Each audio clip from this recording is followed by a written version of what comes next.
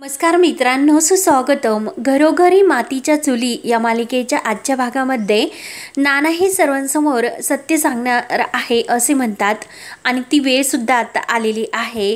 तर सुमित्रा लगेच म्हणते की अहो तुम्ही काही सांगणार नाही. तर नाना म्हणतात की सुमित्रा थांब, आज तुझे मी काही ऐकणार नाही. आणि आता मला समजते की पार्वती स्वप्नात का आली होती ते, आणि त्या संगीताचा अर्थ होता की मी सत्य सर्वांना सांगावे म्हणून. तेव्हा नाना सर्वांसमोर सांगतात की पार्वती माझी पहिली बायको. ते ऐकून घरातील सर्वांना तर आणखीन मोठा धक्का बसतो आणि आपल्या हातातील पार्वती आणि त्यांच्या लग्नाचा तो फोटो सर्वांसमोर दाखवतात. हा पार्वती आणि माझ्या लग्नाचा फोटो जानकीने जो हिम्मतरावांच्या घरी बघितलेला होता. आणि नाना सांगतात की हिम्मतराव पार्वतीचा म्हणजे भाऊ, सुमित्रा माझी दुसरी बायको. तेव्हा सर्वांना आणखीन धक्का बसतो. सारंग म्हणतो की काय, कुणाच्याही तोंडातून आवाज निघत नाही आणि सर्वजण धक्क्याने नानाकडे बघत असतात. तेव्हा नाना पुन्हा म्हणतात पार्वती माझी पहिली बायको आणि ती आता या जगात सुद्धा नाही. तेव्हा नाना पार्वतीच्या फोटोवरून हात फिरवत खूप रडू लागतात. तर ऋषिकेश म्हणतो की नाना पण यात लपवण्यासारखे असे काय होते, मग हे सर्व तुम्ही आम्हाला अगोदर का सांगितले नाही. तेव्हा नाना रडत सांगतात की कारण पार्वतीने तसे सुमित्राकडून वचन घेतले होते. तेव्हा ऋषिकेश विचारतो की वचन पण का. तेव्हा नाना रडतच म्हणतात की कारण तिची अशी इच्छा होती की कारण हे सत्य तिच्या मुलाला कधीच कळायला नको म्हणून. तेव्हा मुलगा हा शब्द ऐकल्यानंतर सर्वांना आणखीनच धक्का बसतो. तेव्हा ऋषिकेश विचारतो की मुलाला, आणि नाना म्हणजे कुणाला. तेव्हा शर्वरी सुद्धा पुढे येते आणि नाना काय तुम्हाला एक मुलगा सुद्धा आहेच का. सारंग सुद्धा पुढे येतो आणि नाना काय बोलता तुम्ही हे, आणि म्हणून तुम्ही हे सर्व लपवले होते का. तेव्हा ऋषिकेश विचारतो की नाना तो मुलगा कुठे आहे आणि कोण आहे तो. सर्वजण नानांना विचारू लागतात की कोण आहे तो मुलगा, बोला नाना. तेव्हा नाना ऋषिकेशकडे बोट दाखवतात आणि तो मुलगा हा आहे असे म्हणतात. तेव्हा ऋषिकेशच्या पायाखालची जमीनच हालते आणि सर्वांना सुद्धा आणखीन धक्का बसतो, जानकीला सुद्धा. नाना म्हणतात की हो, जो मला विचारतो की पार्वती कोण आहे आणि तोच ऋषिकेश, तोच मुलगा आहे पार्वतीचा, माझा लेक. नाना म्हणतात की अरे बाळा, पार्वतीच तुझी आई आहे रे. सुमित्रा सुद्धा खूप रडत असते आणि ऋषिकेश सुमित्राकडे पाहत असतो. तेव्हा सुमित्रा सुद्धा फक्त मानेने होकार देते. नाना म्हणतात की हो ऋषिकेश, तू जेव्हा तहाना होता तेव्हा पार्वतीने सुमित्राच्या ओटीत तुला घातले होते आणि पार्वतीने सुमित्राकडून वचन घेतले होते की सुमित्रा तुझी ही जन्मदाती आई नाही हे सत्य तुला कधीही सांगायचे नाही म्हणून. तेव्हा ऋषिकेशचा पूर्णपणे थरकाप उडतो आणि तो इकडे तिकडे पडायला लागणार. तो शर्वरी आणि सारंग त्याला धरतात. ऋषिकेशच्या डोळ्यात पाणी येते आणि शर्वरीच्या, सारंगच्या सुद्धा. ऋषिकेश म्हणतो की नाना. तर नाना म्हणतात की हो ऋषिकेश, तू पार्वतीच्या पोटचा माझा मोठा मुलगा. ऋषिकेश आणि सारंग, शर्वरी, सौमित्र हे सुमित्राच्या पोटचे 3 मुले आहेत. तेव्हा ऐश्वर्या लगेच पुढे येते आणि काय म्हणजे ऋषिकेश दादा हे सुमित्रा आईंचे सावत्र मुलगा. तर ऐश्वर्याचे ते बोलणे ऐकून सर्वांना आणखीनच धक्का बसतो.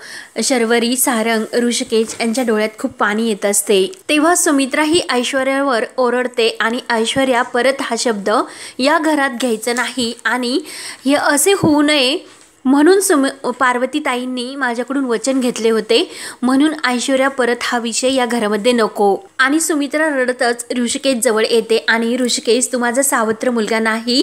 लहान होता तेव्हापासून तू इतकासा लहान असताना माझ्या पदरात पडला आणि तेव्हापासूनच तू माझा मुलगा झाला आणि मी तुझी आई. म्हणून ऋषिकेश आणि सुमित्रा एकमेकांच्या मिठीत येऊन खूप रडत असतात.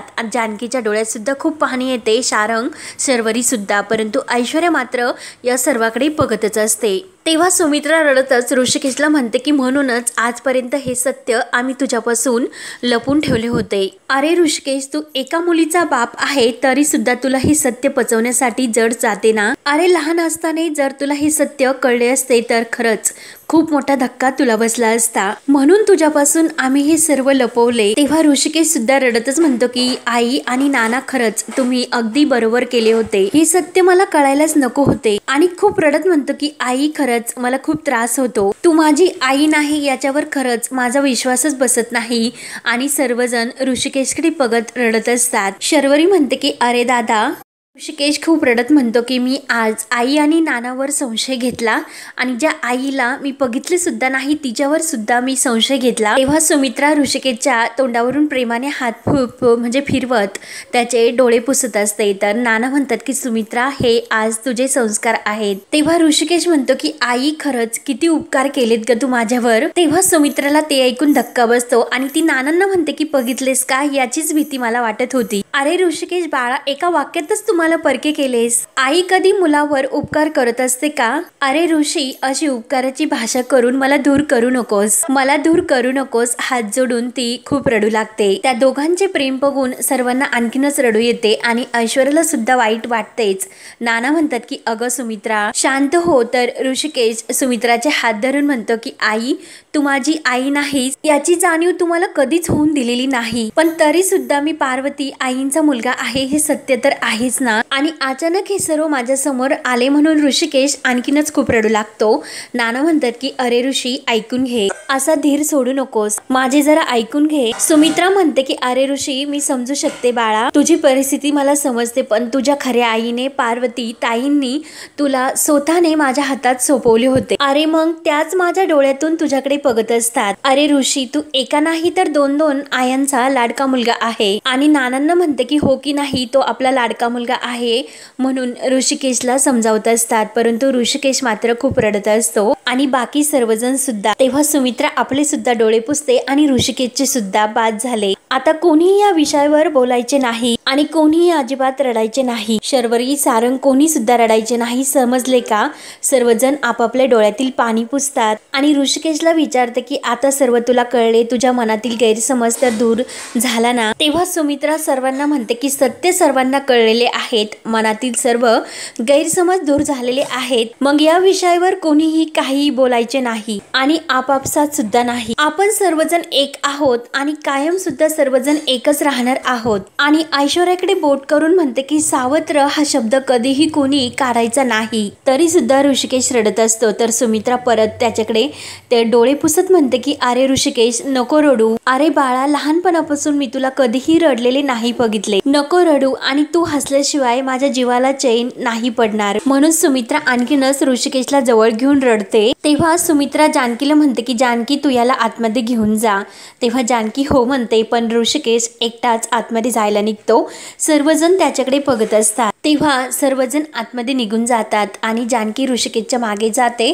ऋषिकेश हा खाली बसून रूम मध्ये खूप रडत असतो। जानकी त्याच्या जवळ येते आणि सुमित्रा आणि नाना सुद्धा खूप रडत आपापल्या रूम मध्ये निघून जातात। तेव्हा ऋषिकेश जानकीला म्हणतो की जानकी हे सर्व काय झाले ग, आणि आपल्या तोंडात खूप मारून घेत असतो। जानकी म्हणते की अहो असे काय करता? तेव्हा जानकी ऋषिकेशला आपल्या मिठीत घेते। तर ऋषिकेश खूप रडत म्हणतो की जानकी खरंच खूप मोठा गुन्हा माझ्या हातून घडला। हिम्मत काका आपल्याला सांगत होते की तुझे वडील अगदी देवमाणूस आहेत, पण आपण पुरावे शोधत बसलो, त्यांच्या सांगण्याकडे आपण दुर्लक्ष केले। जानकी खरंच माझ्या हातातून खूप मोठी चूक झाली। अगं जानकी काय वाटले असं नानांना आणि कोणत्या तोंडाने आता मी त्यांच्या समोर जाऊ? ऋषिकेशला जानकी खूप समजावते, परंतु ऋषिकेश काही ऐकायला तयार नसतो। तो खूप रडत स्वतःला दोषी मानत असतो। ऋषिकेश म्हणतो की अगं जानकी आई सुद्धा आपल्याला समजवण्यासाठी आली होती, परंतु आपण तर पुरावे शोधत बसलो। इतकी वर्ष माझ्या मनाला जपण्यासाठी त्यांनी हे सत्य लपून ठेवले आणि जानकी मी काय केले? पण या जगात माझी आई नाही, तिला सुद्धा आणि नानांना आईला सुद्धा किती मी संशय घेतला। ती खरंच किती मोठ्या मनाची माणसे आहेत ग, आणि मी तर आईला सुमित्रा आई म्हणून हाक मारली म्हणून ऋषिकेश आणखीनच रडायला लागतो। आणि यापुढे आईला आवाज देताने आई म्हणताने नकळत माझ्या डोळ्यासमोर पार्वती आईंचा चेहरा येणारच। जानकी सर्व काही बदलून गेले ग। तेव्हा जानकी ऋषिकेशला समजावते की काही बदलले नाही, आपल्या आई म्हटल्यात ना काही बदलले नाही। मग तेव्हा ऋषिकेश म्हणतो की ती तर म्हटली, परंतु माझं मन मात्र खूप भांबावले। खरं सांगतो की पार्वती आईचा त्याग मोठा की सुमित्रा आईचा त्याग मोठा मला नाही कळत। मान्य आहे मला की या दोघींची तुलना नाही होऊ शकत आणि आज तिने आजपासून तुझा सक्का आहे आणि दुसरीने ते निभावले आणि इतके निभावले की माझा विश्वास सुद्धा बसत नाही की ती माझी सख्खी आई नाही म्हणून। आणि जानकी मला लहानपणापासून क्षण आणि क्षण आठवतो। नाना जेव्हा खाऊ घेऊन यायचे पण तेव्हा सर्वात अगोदर तो खाऊ आई मला अगोदर द्यायची। सारंग, सौमित्र आणि शर्वरीच्या सुद्धा अगोदर सर्वात अगोदर मला नवीन कपडे घ्यायची आणि या सर्वांमध्ये सर्वात जास्त प्रेम तिने माझ्यावर केले, मला जास्त महत्त्व दिले। त्यामुळे मला आता हेच पटत नाही की मी तिच्या पोटचा नाही म्हणून ऋषिकेश आणखीनच खूप रडतो। जानकीला सुद्धा त्याची अवस्था पगवत नसते आणि ती समजवण्याचा खूप प्रयत्न करून त्याला जवळ घेते। तेव्हा हा भाग येथे संपतो। पुढील भागामध्ये आजी ही ऐश्वर्याला सांगत असते की घरात सावत्र हा शब्द उच्चारायचा नाही, तर ऐश्वर्या म्हणते आता घरामध्ये तो शब्द न बोलता घरामध्ये सर्वत्र कसे होत राहील ते बघतच राहा। तेव्हा ऋषिकेश काही न बोलता नाना आणि सुमित्रा यांच्या रूम मधून निघून जातो। तेव्हा सुमित्रा खूप रडत म्हणते की सावत्रपणाचा भुंगा याच्या मनाला लागला हो, माझा ऋषी माझ्यापासून दुरावला। तेव्हा मुद्दाम लगेच ऐश्वर्या ही ऋषिकेशला हिणवण्यासाठी आणि त्याला त्रास देण्यासाठी एका फोनवर बोलत असते की माझ्या नवऱ्याला कोण ऑफिसला नेणार, कोण त्याला काम देणार, त्याला फक्त शेतीतील नोकरासारखे काम दिले। तेव्हा ऋषिकेश हे सर्व ऐकतो आणि माझ्याकडून सारंगवर अन्याय होतो का असा तो विचार करत असताना जानकी त्याच्या मागे असते आणि जानकी ऋषिकेशकडे पाहत असते। तेव्हा आता पुढे काय होणार हे पाहण्यासाठी आपल्या चॅनलला नक्की सबस्क्राईब करत राहा। धन्यवाद।